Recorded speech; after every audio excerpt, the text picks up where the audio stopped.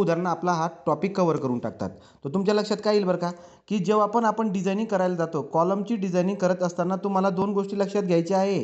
काय बरं का, कॉलम कोणासाठी डिझाइन करतात? कॉलम जो आहे तो स्क्वेअर शेप जो असतो, त्या स्क्वेअर शेपसाठी डिझाइन करावा लागतो आणि कॉलम जो आहे तो सर्क्युलर कॉलम तुम्हाला डिझाइन करावा लागतो. अजून तुमच्या लक्षामध्ये काय येईल बरं का, की डिझायनिंग करत असताना आपल्याला डेटा काय देणार तो? डिझायनिंग करत असताना आपल्याला एकतर कधी-कधी डायमेन्शन देतो आणि ठीक आहे डायमेन्शन देतो आणि कधी-कधी तुम्हाला पी-यू पण देतो. तो सांगायचं तात्पर्य काय आहे, की एक डिझाईनचं उदाहरण असं येतं ज्याच्यात तो डायमेन्शन आणि फॅक्टर लोड देतो. परंतु एक डिझाईनचा प्रॉब्लेम असा असतो ज्याच्यात डायमेन्शन दिलेला राहत नाही, पण फॅक्टर्ड किंवा ॲक्सियल लोड तुम्हाला दिलेला असतो. तर या प्रकारची उदाहरणं आपल्याला दिसायला भेटत असतात. मग आता आपण काय करणार आहोत? आता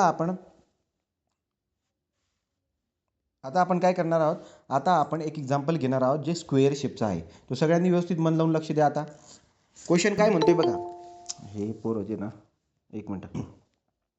क्वेश्चन काय म्हणतो व्यवस्थित वाचा. Design the square column to carry axial load किती axial load 1500 kilo newton. Screen दिसते का सगळ्यांना? बघा मी झूम करून दाखवतो. तो काय बोलतोय तुम्हाला? तो बोलतोय की तुम्हाला स्क्वेअर कॉलमची डिझायनिंग करायची आहे. असा कॉलम जो ॲक्सियल लोड किती घेतो? 1500 किलो न्यूटन. ठीक आहे. तो 1500 किलो न्यूटन लोड घेणारा ॲक्सियल लोड घेणारा कॉलम जो आहे स्क्वेअर कॉलम डिझाइन करायचा आहे. तो स्क्वेअर कॉलम डिझाइन करायचा. तर मग आता डिझाईन स्क्वेअर कॉलम, तो स्क्वेअर कॉलमची डिझायनिंग करायची आहे. ॲक्सियल लोड तुम्हाला देईल. इथेच तुमचा एक मार्क कट होऊन जाईल, लक्षात ठेवा. जो तुम्हाला त्याने तुम्हाला लोड दिलेला आहे, पण हा ॲक्सियल लोड आहे. लोड किती प्रकारचे असतात सर? एक्झाम्पलमध्ये लोड किती प्रकारचे येईल? 2 प्रकारचे येतील बघा. एक तर फॅक्टर्ड लोड म्हणेल तो, फॅक्टर्ड लोड किंवा किंवा तुम्हाला त्याच्याऐवजी अल्टिमेट लोड बोलेल तो. तो अल्टिमेट लोड किंवा फॅक्टर्ड लोड असा शब्द जर का आला तर याचा अर्थ तो पी-यू आहे. कशाने दाखवतो त्याला मी? पी-यूने. लक्षात आलं का? तुम्हाला पहिल्याच ओळीमध्ये लोड देतो तो डिझायनिंगच्या प्रॉब्लेममध्ये. तो डिझायनिंगच्या प्रॉब्लेममध्ये जर लोड देतोय तर लोड तो काय देऊ शकतो? फॅक्टर्ड लोड देऊ शकतो किंवा त्यालाच आपण बोलतो अल्टिमेट लोड. तो एक तर फॅक्टर्ड लोड असा शब्द सापडेल किंवा अल्टिमेट लोड सापडेल आणि त्याला आपण पी-यू बोलतो. त्याला आपण काय बोलतो? पी-यू बोलतो. त्याच्यानंतर दुसरा लोड जो आहे आपल्याकडे, तो लोड काय दिली एक्झाम्पलमध्ये? ॲक्सियल लोड दिली. तो ॲक्सियल लोड याला काय बोलतात? ॲक्सियल लोड म्हणजे वर्किंग लोड असतो. ॲक्सियल लोड म्हणजे काय असतो? वर्किंग लोड असतो. आणि याला तुम्ही कशाने दाखवतात? याला तुम्ही पीने दाखवतात. कशाने दाखवतात? पीने. ओके. तर तुमच्या लक्षात राहू द्या की ॲक्सियल लोड जर शब्द आला तर तो पी आहे. फॅक्टर्ड लोड किंवा अल्टिमेट लोड जर का आला तो काय आहे? तो पी-यू आहे. ओके का? लक्षात आला का तुमच्या? सांगा बरं. तर तुम्हाला तो फॅक्टर्ड लोड देईल, फॅक्टर्ड लोड किंवा त्याच्याऐवजी अल्टिमेट लोड देईल ज्याला मी पी-यू बोलतो, किंवा तो तुम्हाला ॲक्सियल लोड देईल, तो ॲक्सियल लोड. आणि ॲक्सियल लोडला आपण काय बोलत असतो? ॲक्सियल लोडला पी बोलत असतो. ओके. तर पहिली ओळीतून तुम्हाला गिवन डाटा लक्षात आला आहे की स्क्वेअर कॉलम बनवायचा आहे आणि स्क्वेअर कॉलममध्ये तुम्हाला लोड किती घ्यायचा आहे. पुढे जर आपण बघायला गेलो तर पुढच्या वॉलमध्ये काय दिले तुम्हाला? पुढच्या ओळीत the unsupported length of column 3.5 metre.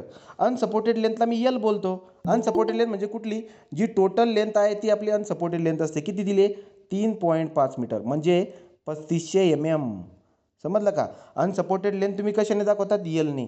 तो यल मला दिलेला आहे. ओके का? बोला. Unsupported P is equal to आला आपला 1500 किलो न्यूटन. ठीक आहे. आणि नंतर अनसपोर्टेड लेंथ दिली आहे तुम्हाला L is equal to 3.5 metre. M20 कॉन्क्रीटचा ग्रेड आहे. तो M20 कॉन्क्रीट ग्रेड आहे. आणि पुढे काय म्हणतोय तुम्हाला? 1% AP500चं स्टील वापरायचं आहे. म्हणजे स्टीलचा ग्रेड AP500 आहे, इथपर्यंत काही प्रॉब्लेम नाही. पण स्टील किती वापरायचं आहे? 1%. याचा अर्थ area of steel in column ASC किती दिला आहे तुम्हाला? 1%. हा 1% कोणाचा असतो बरं? ग्रॉस एरियाचा असतो. तो गिवन डेटा सांगतोय मी. बघा, ॲक्सियल लोड जो असतो ज्याला वर्किंग लोड पण बोलतात तो पीने दाखवतात. त्यांनी फॅक्टर्ड थोडी ना म्हटलंय तुम्हाला. ॲक्सियल लोड बोललेला आहे त्याला पीने दाखवतो. अनसपोर्टेड लेंथ 3.5 मीटर आहे म्हणजे 3500 mm आहे. नंतर M20चा ग्रेडचा कॉन्क्रीट आहे, AP500चा स्टील आहे आणि ASC 1%चा वापरायचा आहे. ठीक आहे. पुढे म्हणतात यूज MS बार. MS म्हणजे mild steel bar. Lateral ties म्हणून वापरायचा आहे आणि मिनिमम इसेंट्रिसिटीसाठी चेक पण द्यायचा आहे. तो गिवन डेटा तुम्हाला काढता येतो का? चेक करा. आणि तो गिवन डेटाबद्दल कोणाला डाऊट आहे का? Axial load, unsupported length, M20, AP415, ASC 1% आणि लॅटरल टाईज म्हणून माइल्ड स्टीलचा बार वापरायचा आहे. कोणाला प्रॉब्लेम आहे का गिवन डेटामध्ये? सांगा पटकन. मग चला आता पुढे जाऊ. स्टेप नंबर 1 काय आपली? फॅक्टर्ड लोड. तो स्टेप नंबर 1 आहे फॅक्टर्ड लोड.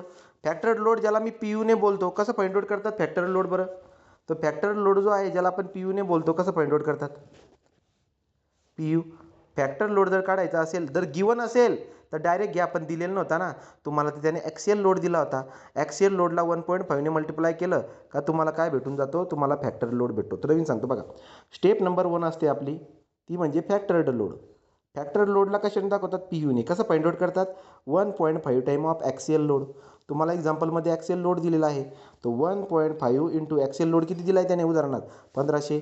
तर तुम्ही 1500 किलो न्यूटन करा. जे आन्सर येईल जे की 2250 किलो न्यूटन आन्सर येणार आहे. ओके, तर 2250 किलो न्यूटन म्हणजे 2250 इंटू 10³ न्यूटन. ही आहे स्टेप नंबर 1. बोला, ही आहे स्टेप नंबर 1. तो step number 1 is over. Clear आहे का? बोला पटपट बोलत चला, पुढे जाईल मी. गिवन डेटा सगळ्यांना काढता आला का? ॲक्सियल लोड, लेंथ M20चा कॉन्क्रीट, AP 500चा स्टील आणि एरिया ऑफ स्टील 1% दिलेला आहे. माइल्ड स्टीलचा लॅटरल टाईज वापरायचा, हा गिवन डेटा होता. त्याच्यानंतर तुम्ही फॅक्टर्ड लोड जो आहे ही पहिली स्टेप असते आपली, ही क्लिअर झाली का सारंग? हो सर. चला मग आता आपण जाऊया पुढे. आपला आहे आता स्टेप नंबर 2. तो स्टेप नंबर 2 आहे size of column. Step number 2 काय आहे? Size of column. तो साईज ऑफ कॉलम ज्याला डायमेन्शन ऑफ कॉलम आपण बोलत असतो. साईज ऑफ कॉलम तुम्हाला शोधायची आता, की कॉलमची साईज काय असायला पाहिजे. गिवन उदाहरणामध्ये साईज दिली का त्यांनी? कारण कधी कधी डिझायनिंगच्या उदाहरणामध्ये साईज पण देतो. तो स्क्वेअर कॉलम मला म्हटलेला आहे, पण कॉलमची साईज त्याने दिलेली नाही आहे, ती शोधायची तुम्हाला. तो स्टेप नंबर 2 काय आपली? स्टेप नंबर 2 आहे साईज ऑफ कॉलम किंवा डायमेन्शन ऑफ कॉलम.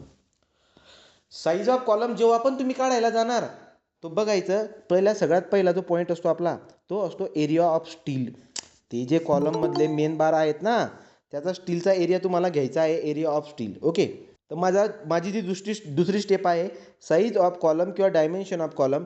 याच्यामध्ये मी काय करतो आहे, मी ASC फाइंड आउट करतो तो, किंवा मी मानून घेतो. आता तुम्ही विचार करा, तुम्हाला स्टील किती घ्यायचं आहे हे दिलेलं आहे ना इथं वरती बघा बरं उदाहरणामध्ये. इथे म्हटलेलं आहे 1%. तो तुम्हाला स्टील जो मेन बार म्हणून वापरायचा आहे, तो स्टील किती घ्यायचा आहे? ASC 1% of gross area AG एवढा वापरायचा आहे. त्यांनी तुम्हाला दिलेलं आहे. जर दिलेलं नसलं असतं तर सर काय करावं लागलं असतं? अजूम करावं लागलं असतं. किती अजूम करायचं? Area of the steel use in the column 1% of gross area, एवढंच अजूम करायचं. तो नेहमी किती मानणार तुम्ही? जर कॉलममध्ये स्टीलचा एरिया दिला नसेल तर किती मानणार? 1% ऑफ AG. तो जेव्हा पण तुम्ही दुसऱ्या स्टेपला जाताय साईज ऑफ कॉलम किंवा डायमेन्शन ऑफ कॉलम, त्याच्यामध्ये सगळ्यात पहिला पॉईंट आपला असतो की स्टीलचा एरिया अजूम करा. ASC इज इक्वल टू किती? 1% ऑफ AG अजूम करा. पण आता इथं उदाहरणामध्ये दिलेलं होतं 1% म्हणून मी घेतलेला आहे, नसेल दिला तर मी 1% अजूम करणार. ओके, जर तुम्ही स्टीलचा एरिया 1% ऑफ AG घेताय तर कॉन्क्रीटचा एरिया कसा काढतात? तुम्हाला शिकवलं ना मी. कॉन्क्रीट एरिया कसा काढतात? AG minus ASC. टोटल एरियामधून स्टीलचा एरिया मायनस करा. AGला AG राहू द्या, परंतु ASC किती घेतलेला आहे तुम्ही ASC घेतला आहे 1% ऑफ AG, म्हणून मी ते लिहिणार 1% ऑफ AG. आलं? मग तुम्हाला जर विचारलं सांगा बरं कॉन्क्रीटचा एरिया किती आला बाळांनो, तर तुम्ही काय बोलणार की sir AG minus 1% of AG. नवीन सांगतो चला. आपण साईज ऑफ कॉलम काढण्यामध्ये सगळ्यात पहिला पॉईंट काय कव्हर केला? Area of steel ASC. किती घ्यायचा एरिया ऑफ स्टील? तुम्ही काय बोलले की सर उदाहरणामध्ये दिलेलं आहे 1%, तो 1% ऑफ AG. ओके का सगळ्यांना? ठीक आहे. पुढे जो कॉन्क्रीटचा एरिया मला लगेच काढावा लागतो. कॉन्क्रीटचा एरिया कसा काढतात? टोटल एरियामधून स्टीलचा एरिया मायनस करून. ओके, बरं मग टोटल एरिया AG आहे, पण ASC म्हणजे स्टीलचा एरिया किती घ्यायचा आहे? 1% ऑफ AG. तो हा झाला आपला AC. बोला AC काढता येईल का? ASC कसा घ्यायचा कळाला का? डायमेन्शन साईज ऑफ कॉलममध्ये हे 2 एरिया काढता आले का? पटकन सांगा, रिप्लाय द्या. आणि ज्याला कळालं नाही त्याने पण रिप्लाय द्या की नाही सर हे रिपीट करा. ओके चलो.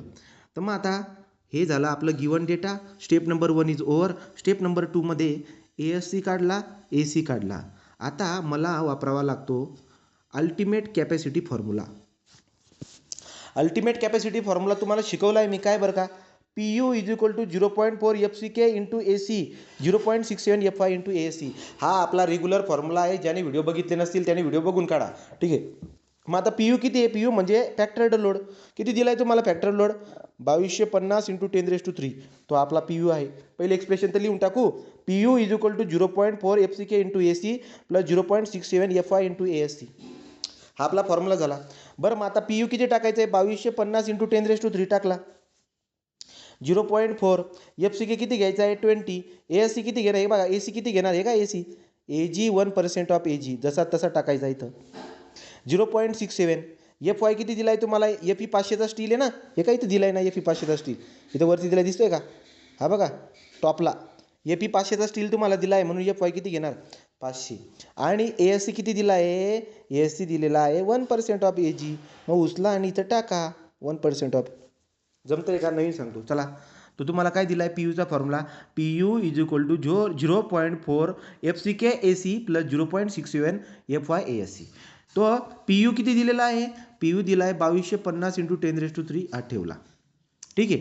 0.4 एफ सी के 20 ए सी किती दिलेला आहे हा काय ए सी दिला आहे ना सर चालूच हा ए सी इथं ठेवायचा 0.67 एफ वाय किती दिला आहे 500 आणि ए एस सी किती दिला आहे बाळांनो 1% ऑफ ए जी. जमतोय का लिहून दाखवू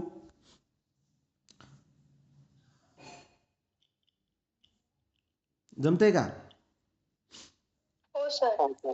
आता काय करणार आता या आणि हे एक्सप्रेशन तुमच्या कॅल्क्युलेटरमध्ये टाका कसं टाकायचं त्याला टाईप करा 2250 सगळ्यांनी टाईप करा इंटू 10⁻³ आपल्याकडे अल्फा इक्वल असं बटन असतं अल्फा इक्वल टाकायचं अल्फा इक्वल टाकलं त्याच्यानंतर 0.4 × 20 इंटू ए जी हे टाकायचं मला कसं टाकणार ब्रॅकेट करायचा आणि हे टाकायचं ए जी म्हणजे alpha x minus 1% of alpha x असं का करतोय कारण ए जी माझ्याकडे अननोन आहे मग अननोनच्या ऐवजी अल्फा एक्स टाकतो आपण 1% कसं टाकतात तिथं आहे शिफ्ट आणि पर्सेंटचं चिन्ह आहे तो शिफ्ट आणि पर्सेंटचं चिन्ह आहे ना ते टाकून तुम्ही असं करा प्लस पुढे जा 0.67 × 500 इंटू 1% कसं टाकतात माहिती आहे ना शिफ्ट आणि पर्सेंटचं बटन दाबून इंटू ए जी आणि ए जी काय घेतलाय तुम्ही ए जी म्हणजे अननोन अल्फा एक्स तो अल्फा एक्स करा.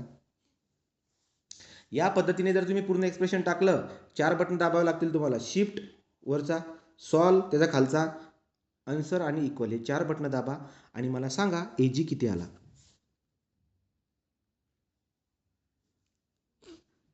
तर याला तुम्ही सॉल्व करून बघा आणि ए जी किती येतोय चेक करा.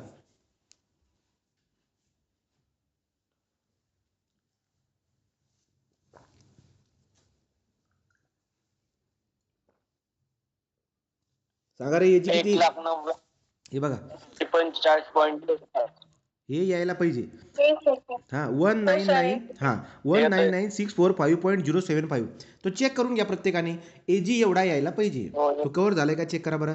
सगळ्यात पहिले ए एस सी त्यांनी दिलं होता 1% ऑफ ए जी घेतला ए एस सी दिला होता त्याच्यावरून कॉन्क्रीटचा एरिया कसा काढतात टोटल एरिया ए जीमधून स्टीलचा area A S C minus करा तो ए जीला ए जी राहू देतो पण ए एस सी माझ्याकडे 1% ऑफ ए जी आहे ना तो तुम्हाला ए एस सीच्या ऐवजी हे ठेवायचं आहे मग तुम्हाला भेटून गेला हा कॉन्क्रीटचा एरिया.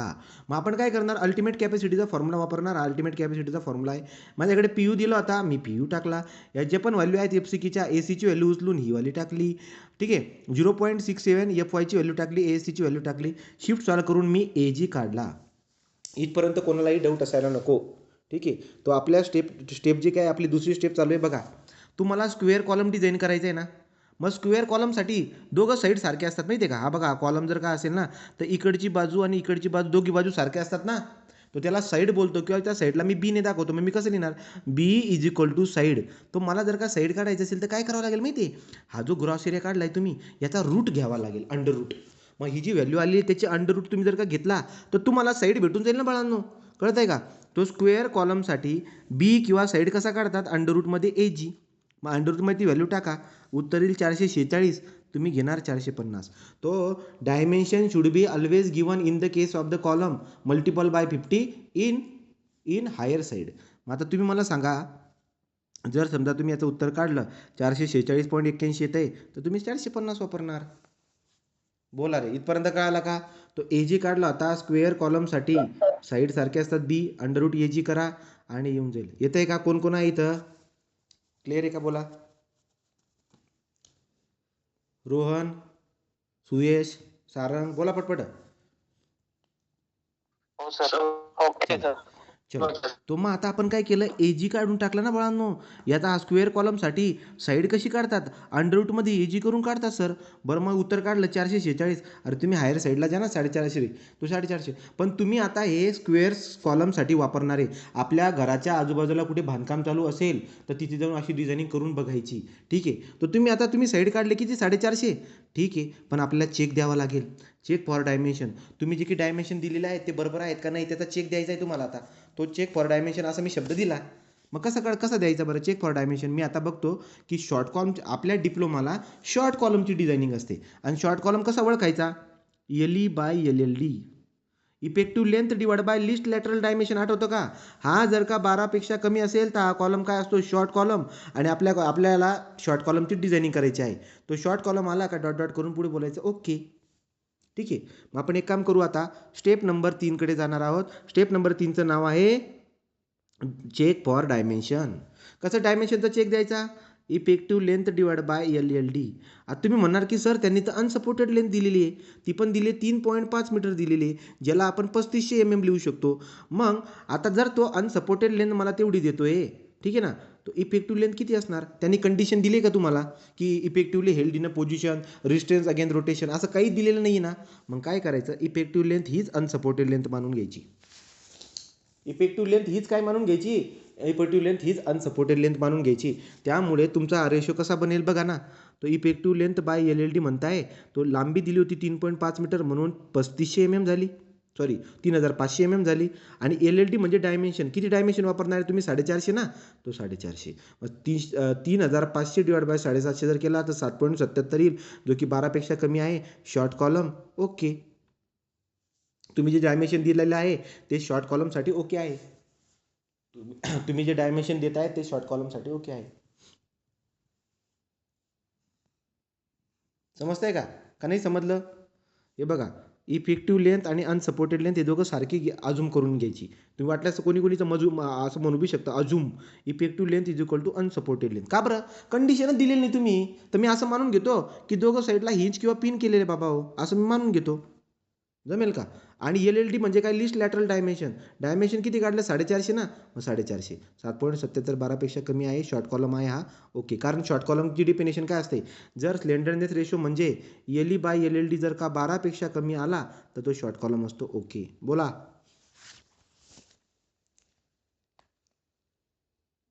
बोला, स्टेप नंबर 3 ओके आहे का. Yes sir. चला, आता आपण काय करू, इकडे यावरती एक्झाम्पलकडे. त्यांनी तुम्हाला म्हणलेले लास्टला apply check for minimum eccentricity. त्यांनी डायरेक्टली दिलेलं आहे, पण जरी दिलेलं नसतं ना तरी एक हुशार विद्यार्थी इसेंट्रिसिटीचा चेक देतो. तर त्यामुळे जरी त्याने तुम्हाला चेक करायला लावला असेल किंवा नसेल तरी देखील तुम्ही चेक देऊन टाकायचा, काही टाईम लागत नाही. तो स्टेप नंबर आपली किती होऊन जाईल, ती 4. तो स्टेप नंबर 4 होऊन जाईल. मग काय बरं का, चेक फॉर मिनिमम इसेंट्रिसिटी. मग कसा चेक देतात बरं का. मग आपण या केसमध्ये कसं फाइंड आउट करणार आहे बघा. कसं करायचं, तो check for minimum eccentricity step number 4 राहणार आहे. एक मध्ये आडवी रेष मारायची, इकडच्या बाजूला Emax काढायचा, इकडच्या बाजूला मिनिमम काढायचा. कळालं का काय बोललो तुम्हाला. चेक फॉर मिनिमम इसेंट्रिसिटीच्या केसमध्ये सेंटरमध्ये अशी उभी लाईन मार्क करायची आहे, इकडच्या बाजूला Emax काढायचा आहे तर इकडच्या बाजूला Emin काढायचा आहे. Emax किती असतो सर, खाली दाखवतो. Emax असतो 5% ऑफ साईड. तुम्ही जी साईड किती आणली, साईड 450 आणली ना, साईड 450 असं म्हणू शकतात. किंवा 5% ऑफ लिस्ट लॅटरल डायमेन्शन असं पण म्हणू शकतात. किंवा तुम्ही असं बी बोलू शकतात 5% ऑफ बी, कारण बी म्हणजे साईड होती. समजते का. तर तुम्ही कसं लिहू शकतात, या पद्धतीने लिहा बघा. 5% ऑफ बी और 5% ऑफ LLD या पद्धतीने लिहायचं. तो मॅक्सिमम इसेंट्रिसिटी किती प्रोव्हाइड करायची असते, Emax is equal to always 5% of least lateral dimension किंवा साईड. 5% तर तुम्हाला कॅल्क्युलेटरमध्ये टाकता येईल. LLD किती घेतला आहे तुम्ही, डायमेन्शन किती घेतलं आहे, 450. मग 5% जर केलं 450चं किती येईल सांगा बरं का. तर तुम्ही 5% जर केलं तर Emaxची व्हॅल्यू 22.50 mm येऊन जाईल. 22.50 mm येऊन जाईल. कळत आहे का, चेक करा. Emax 22.50 mm. समजलं का सगळ्यांना, क्लिअर आहे का.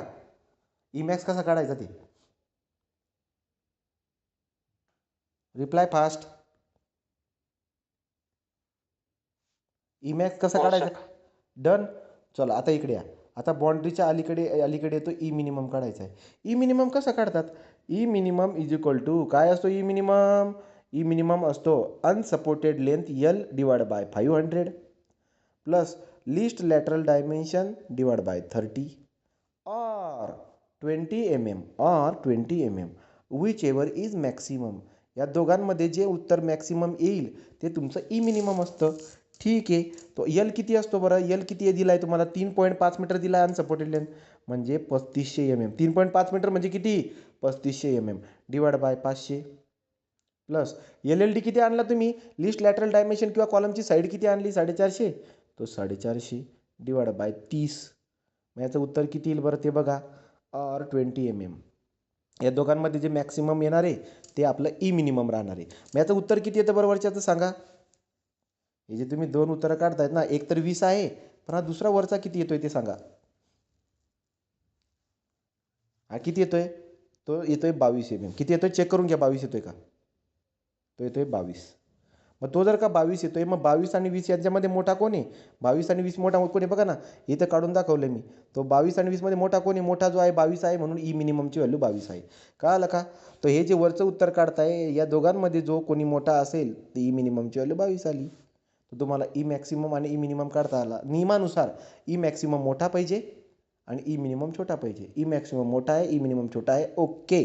तर तुम्ही जे 450चं डायमेन्शन दिलेलं आहे ते ओके. मग कसं म्हणणार? Provide 450 into 450 mm size of the square column. This is the half designing. तो डिझायनिंग आपली अर्धी झालेली आहे.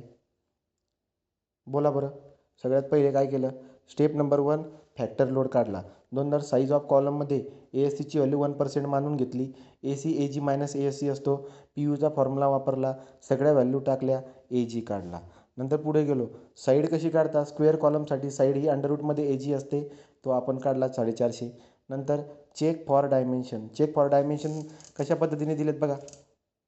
समजते का? तो शॉर्ट कॉलम.